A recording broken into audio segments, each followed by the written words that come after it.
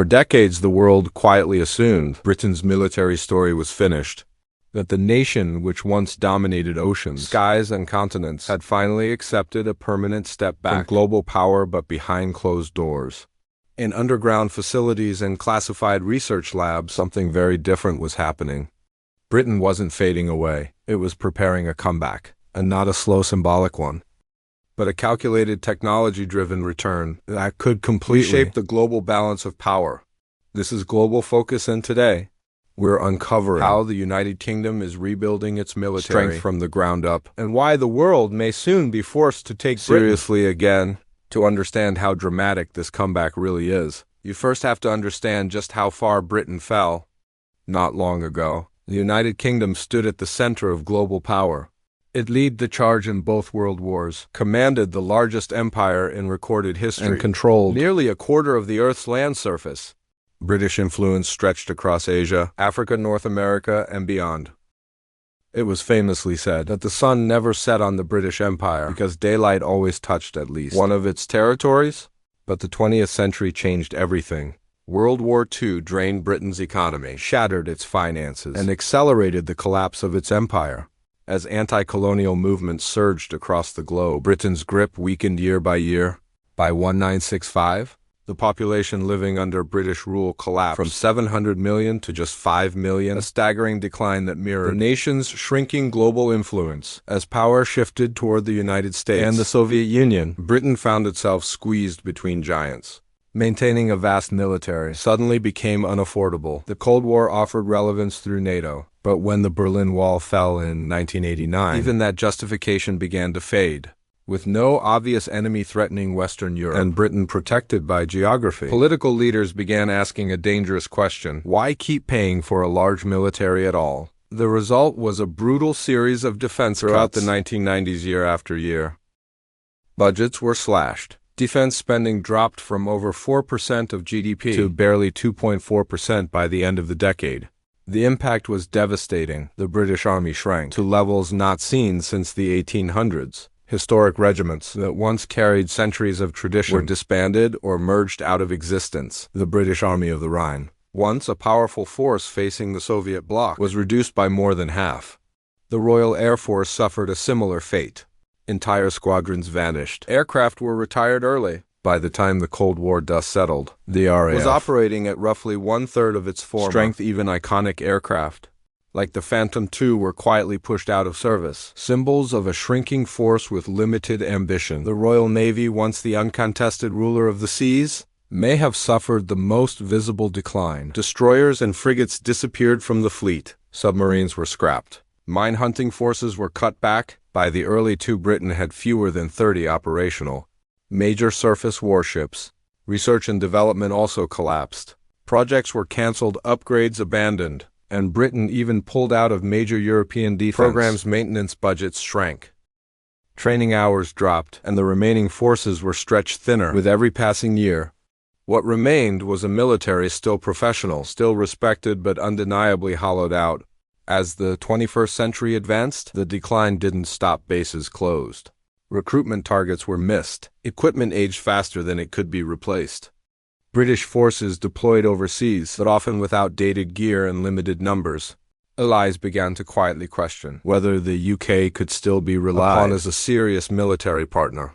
By 2016, defense spending slipped below the NATO minimum of 2% of GDP, and Britain's reputation as a global military power appeared to belong firmly in the past. But that perception turned out to be dangerously wrong. While the public saw a decline, Britain's defense planners were rethinking war itself. Instead of trying to rebuild the massive forces of the past, they made a radical decision. Britain would not compete on size. It would compete on intelligence, technology, and precision. This was not about recreating Empire-era strength. It was about designing a military built for the wars of the future. A military that could punch far above its weight. The first sign of this shift came quietly, almost unnoticed: concept studies, classified programs, experimental research. Then in 2018, Britain revealed the symbol of its rebirth: a sixth-generation fighter jet, designed not just to replace older aircraft, but to redefine air combat entirely. The Tempest wasn't just another jet. It was a statement, a declaration that Britain intended to return to the very front line of military innovation, designed to operate with artificial intelligence, command drone swarms, fly unmanned missions, and dominate contested airspace. The Tempest represented a complete break from the past, and this was only the beginning. Britain's comeback would not be loud at first. It would be precise, deliberate, and terrifyingly advanced. If you're watching Global Focus to understand how this transformation unfolds, what it means for global security, and why Britain's military future may be far more powerful than its past, then you're exactly where you need to be. The Tempest was never meant to be just a replacement aircraft. It was designed as the nerve center of an entire new combat ecosystem, one where human pilots, artificial intelligence, unmanned drones, satellites, and cyber systems operate as a single thinking force. Britain's defense planners understood something critical that many older military doctrines ignored. Future wars would be decided by information, speed, and decision-making dominance, not sheer numbers. The Tempest reflects that philosophy perfectly. Its modular design allows it to evolve constantly, absorbing new technologies as they emerge, rather than becoming obsolete after a single generation. This means the aircraft Britain plans to deploy in the 2030s will still be relevant decades later, adapting to threats that haven't even been imagined yet. What truly separates the Tempest from previous generations is how deeply artificial intelligence is embedded into its core. This jet isn't simply flown by a pilot. It collaborates with one AI systems process sensor data, battlefield conditions, and threat analysis faster than any human ever could, allowing pilots to make near-instant decisions under extreme pressure. The aircraft's radar warning systems are dramatically smaller and more accurate than anything currently in service, freeing space for additional capabilities while improving survivability. Combined with advanced stealth, shaping, and electronic warfare systems, the Tempest is built to survive and dominate in airspace that would be lethal to older aircraft. Perhaps most unsettling for potential adversaries is the Tempest's ability to control and deploy drone swarms. Instead of sending a single fighter into hostile territory, Britain could project an entire network of autonomous systems, overwhelming enemy defenses, gathering intelligence, and striking targets with surgical precision. This dramatically shifts the cost equation of warfare. Losing a drone is far less significant than losing a piloted aircraft, and Britain intends to exploit that advantage to its fullest. Directed energy weapons, including laser systems, are also part of the long-term vision, giving the Tempest the ability to neutralize threats at the speed of light. But air power alone doesn't win wars, and Britain knows it. While the Tempest captured headlines, an equally important transformation was taking place at sea. The Royal Navy, once the symbol of Britain's decline, is now quietly reasserting itself as a technologically elite force.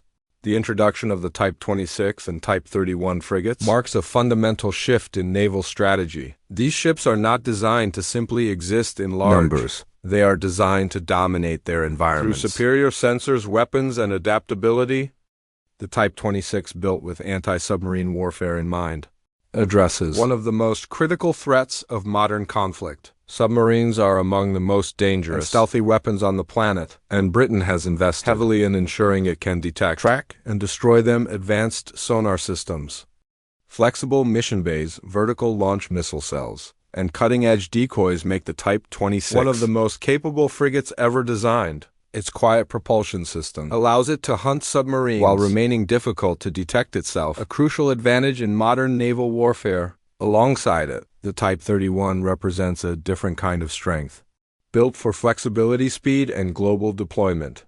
This ship is designed to operate across a range of missions, from high-intensity combat to maritime security and presence operations, powered by advanced British engineering and designed to be cost-effective without sacrificing capability. The Type 31 signals Britain's intent to maintain a visible naval footprint around the world. Together, these ships mark the end of Britain playing catch-up at sea. Instead, the Royal Navy is once again shaping naval standards rather than following them on land. The British Army is undergoing its own transformation. Instead of relying on sheer manpower, Britain is focusing on lethality, protection, and digital integration. The Challenger 3 main battle tank symbolizes this shift, upgraded from the aging Challenger 2. This new platform brings British armored forces into alignment with NATO standards while pushing beyond them in key areas.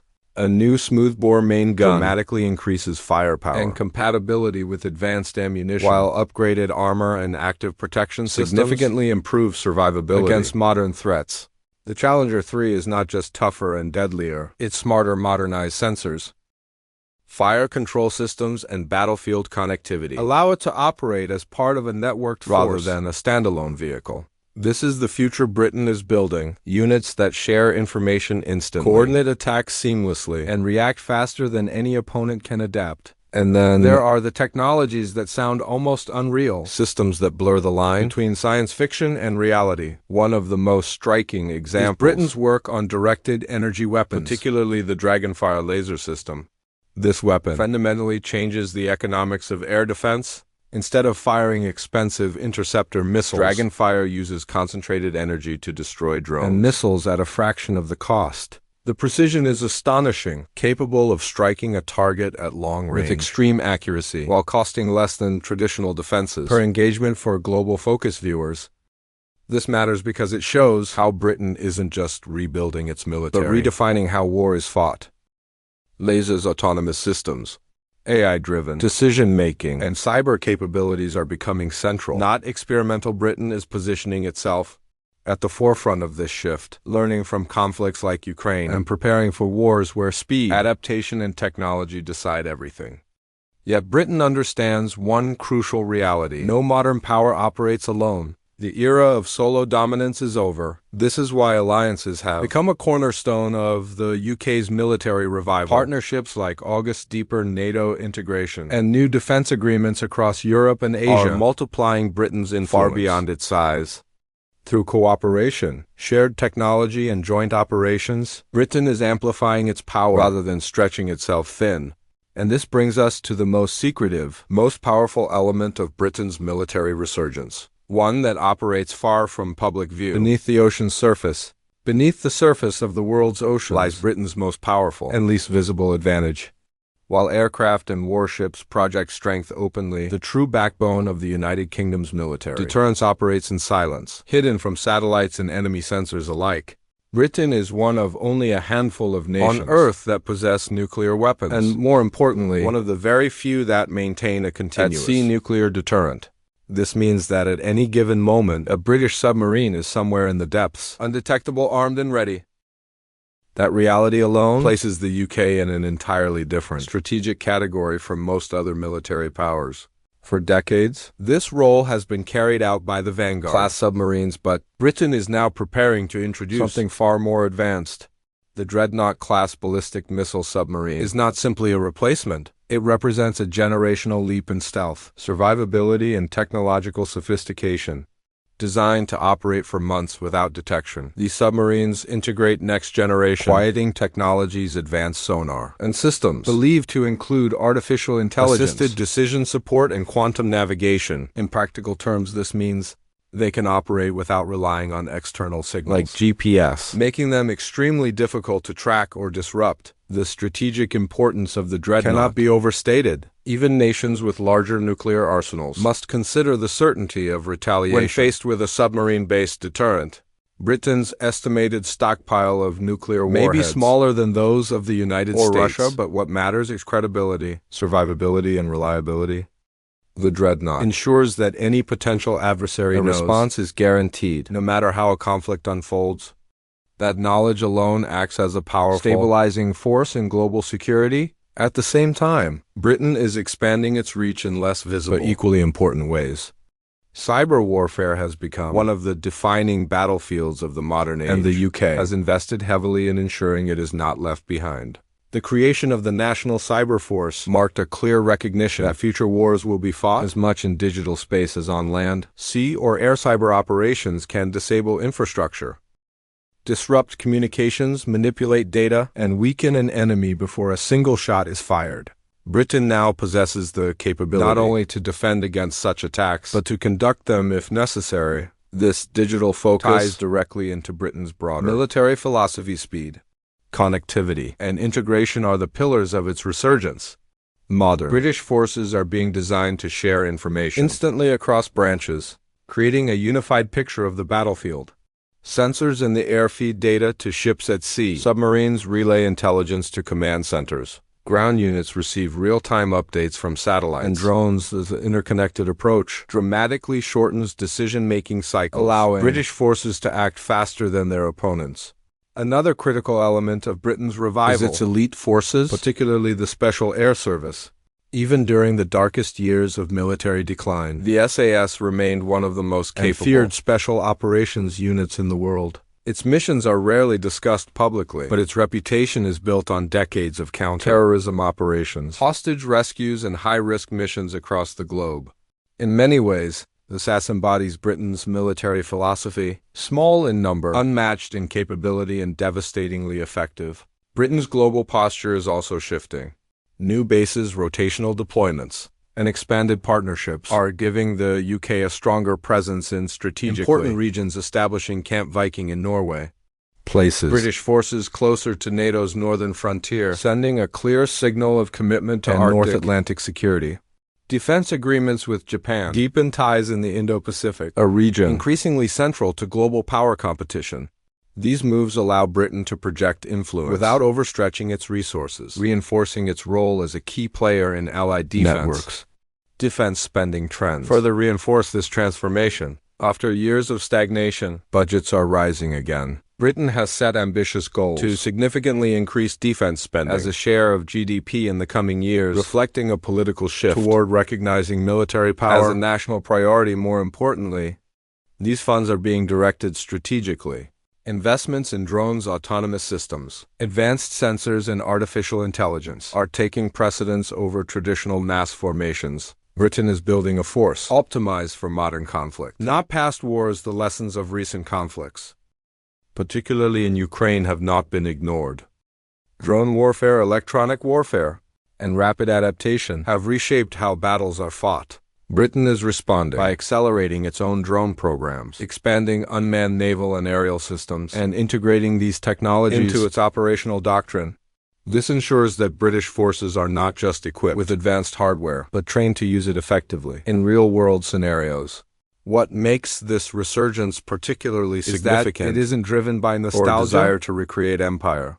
This is a pragmatic, forward-looking strategy designed for a world of great power competition, hybrid warfare, and constant technological change.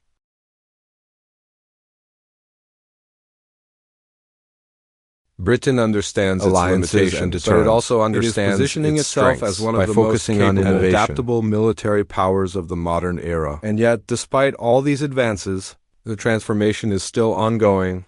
Even more ambitious plans are already in motion, signaling that Britain's military evolution is far from complete. Britain's transformation is no longer theoretical. It is now being written into official doctrine, budget commitments, and long-term military planning. In mid-2025, the UK government publicly outlined one of its most ambitious military visions, in decades, declaring that the British Army would deliver a tenfold increase in lethality over the next 10 years. This wasn't political theater or vague ambition. It was a clear statement of intent, backed by specific priorities: advanced firepower, persistent surveillance, autonomous systems, digital connectivity, and data-driven warfare. The goal is simple but profound. British forces must see first, understand first, and strike first before an enemy can react. This vision extends across every branch of the armed forces. The Royal Navy is accelerating work on hybrid fleets that combine traditional warships with unmanned and underwater vehicles, dramatically expanding reach while reducing risk to crews. Drone systems are no longer side projects. They are becoming central to naval operations, reconnaissance missions, and defensive screens. The Ministry of Defense has committed a significant portion of its budget to drones and emerging technologies, recognizing that future conflicts will be shaped by swarms, autonomy, and speed, rather than sheer tonnage or manpower. The Royal Air Force, meanwhile, is preparing for a future where manned and unmanned aircraft operate seamlessly together. The Tempest program sits at the heart of this evolution, but it is supported by a wider ecosystem of sensors, satellites, and autonomous platforms. Air superiority is no longer just about dogfights. It is about controlling the electromagnetic spectrum, denying enemies information, and dominating the digital battlespace. Britain's investment in electronic warfare and cyber integration reflects a deep understanding of how air wars are actually fought. What makes Britain's resurgence particularly striking is how integrated it has become within NATO. Far from acting alone, The UK is positioning itself as one of the alliance's most technologically advanced and responsive members. Strengthen nuclear deterrence, next-generation conventional forces, and leadership in emerging military technologies have placed Britain at the center of NATO's future planning as tensions with Russia continue to shape European security. Britain's ability to deploy forces rapidly, share intelligence, and operate across multiple domains has become increasingly valuable to its allies. This shift also reflects a broader change in mindset. The Britain of the 1990s and early 2000s viewed military power as an afterthought, something to be trimmed whenever budgets tightened. That era is over. Today's Britain sees defense as a foundation of national security, economic stability, and international influence. Advanced defense projects support domestic industries, create high-skilled jobs, and drive innovation that spills over into civilian sectors. Military investment is no longer just about warfighting. It's about national resilience. At the same time, Britain has avoided the trap of trying to match larger powers, weapon for weapon. It knows it cannot outspend the United States or match the scale of China's military expansion. Instead, it has chosen to be faster, smarter, and more adaptable by embracing modular systems, continuous upgrades, and flexible platforms. Britain is ensuring its forces can evolve as threats change. This adaptability may prove to be its greatest strength in an unpredictable world. Perhaps the most important element of this transformation is credibility. Military power only matters if others believe it will work when tested. Britain's renewed focus on readiness, training, and operational integration sends a clear message. This is no longer a hollow force. It is one that is actively preparing for high-intensity conflict, hybrid warfare, and long-term competition.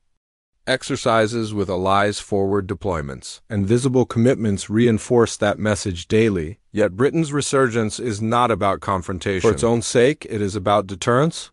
By demonstrating capability and resolve, the UK aims to prevent conflict rather than provoke it. A credible military discourages aggression, reassures allies, and stabilizes regions under pressure. From the North Atlantic to the Indo-Pacific, Britain is signaling that it remains a serious actor in global security. What we are witnessing is not a return to empire, nor a nostalgic attempt to relive past glory. It is something far more relevant, a modern, technologically driven military power that understands the realities of the 21st century and is actively shaping them. Britain's armed forces are becoming leaner, sharper, and more interconnected than ever before. They are designed not to dominate through size, but through intelligence, precision, and speed. For decades, many believed Britain's time as a military power had passed. That assumption is now being challenged on every front: in the skies at sea, on land in cyberspace, and beneath the oceans. The UK is rebuilding its strength with quiet determination. The transformation is already underway, and its full impact has yet to be felt. This is why stories like this matter, because global power is shifting, alliances are evolving, and the future of warfare is being written right now. If you want to stay ahead of these changes, understand the strategies shaping tomorrow's conflicts, and get clear in-depth analysis without the noise, make sure you subscribe to Global Focus. Like the video, share your thoughts in the comments, and stay with us as we continue breaking down the forces shaping the world you live in.